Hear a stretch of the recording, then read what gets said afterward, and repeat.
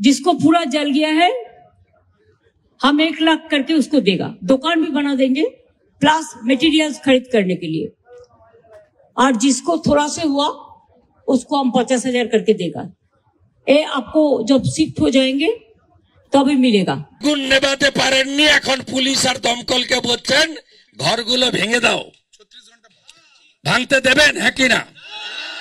দেবেন না তো লড়াই হবে।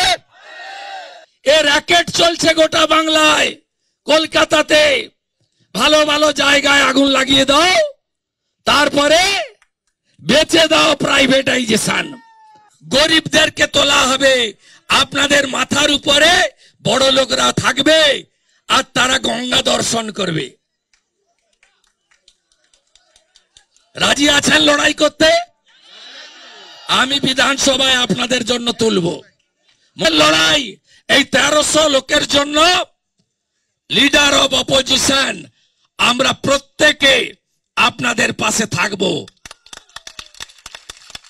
পুলিশ আপনাদের সঙ্গে কোনো মানুষ নেই, আমরা জানি কে আছে, পুলিশ আছে। এদের পুলিশ ছাড়া অস্তিত্ব নেই।